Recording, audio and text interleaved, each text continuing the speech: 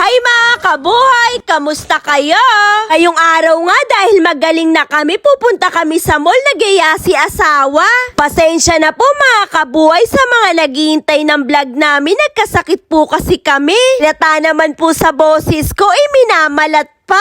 6 days din akong hindi nakalabas ng bahay. Ang hirap pong magkasakit. Maraming salamat po sa naghihintay ng vlogs namin. Pasensya na po sa mga nag-alala. Paalis na nga kami ng bahay. Di namin kasama ngayon si kuya. Kasama niya yung mga kaibigan niya ngayon. Naglalaro sila dito lang naman sa baba ng building namin. Wala pa ring pagbabago. Sobrang init pa din ngayong araw. Pero na-miss ko nga lumabas at gumala. Gusto ko makapag-refresh. Habang papunta kami sa parking, etong si Bunso nagpapa-cute. Naka-sunglasses pa. Gamit-gamit niya yung shade ng kuya niya.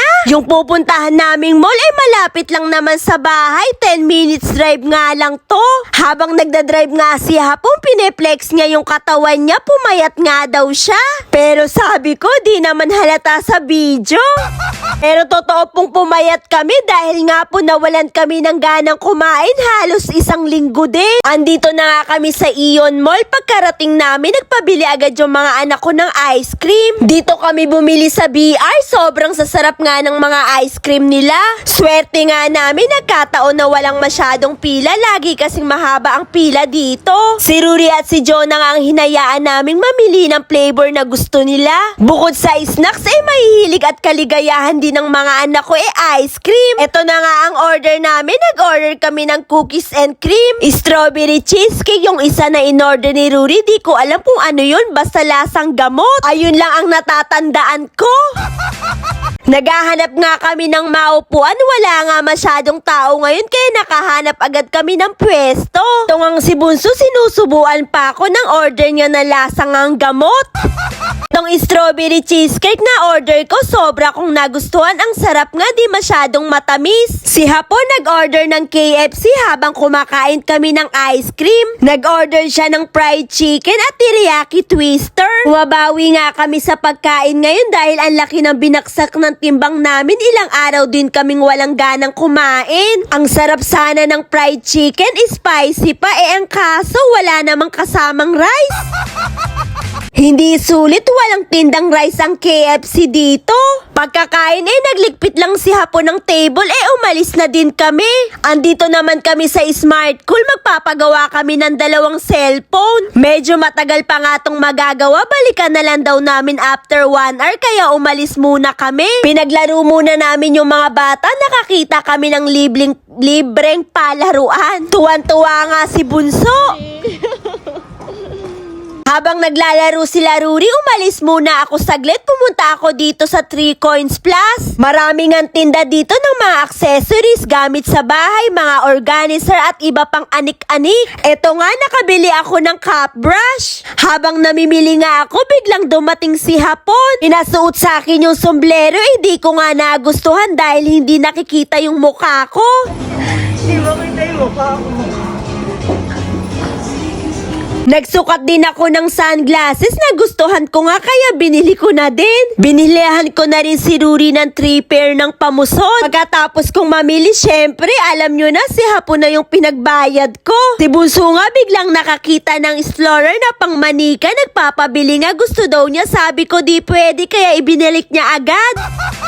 Pagkatapos namin dito, hinahanapan naman ako ni Hapon na pang-ahit ng kilay. Pumili ng araw ako dahil humahaba na yung kilay ko. Siya na nga rin ang namili para sa akin. Tinga pang shape ko ng perlas ko, siya ang pumipili. Hapon nga nag-request na magkulay ako ng buhok, yung katulad nga daw ng kay Kuya Jinkong. Sabi ko, sige ka ako, magkulay ako, kaya bukas na bukas nga magkukulay ako. Sabay-sabay tayong mag-abang kung anong magiging resulta sa akin, babagay kaya. Bumili na rin siya ng gunting panggupit ng buhok ng mga anak namin dahil nga siya lang din ang naggugupit ng buhok ng 2 itlog namin para din tipid. Pagkatapos namin magbayad, dumiretso kami sa supermarket dahil mamimili ako ng ng mga prutas at iba pang stock namin sa rep. Bili ako ng 2 pearl, 2 pack ng saging, tsaka ubas. Kakita kami ng pre-taste ng pineapple, made in Philippine nga daw to. Sobrang tamis nga nung tinikpan namin, kaya bumili na din kami. Gulay naman, bumili ako ng cabbage, sibuyas, kangkong. Ngayon dinner naman, gusto daw mag-yakiniko ni asawa, kaya bumili na din kami ng mga meat na pang-yakiniko namin mamayang dinner. Tapos naming mamili, kinuha na ni asawa ko yung pinagawa naming cellphone. Hindi na nga kami sumama ng mga bata na mahinga na lang muna kami sa food court. Arigato! Habang nasa biyahe kami, tinitingnan ko yung cellphone kong pinagawa. 3 years din kasi itong naimbak at di nabuksan. Pagkabukas ko nga, nakita ko nga si Ruri nung 7 months old pa lang siya. Napaka-cute nga at napakataba. Ngayon payatot na at negrita.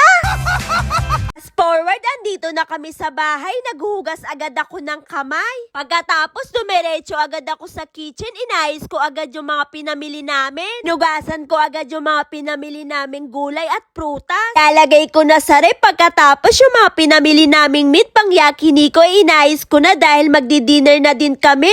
Pagkatapos namin kumain, ang dami na namang urungin. Back to reality na nga ulit. Ang dami na namang obligasyon. Pero okay lang, andyan naman si asawa na lagi akong tinutulungan. Hanggang dito na lang po. Maraming salamat sa suporta.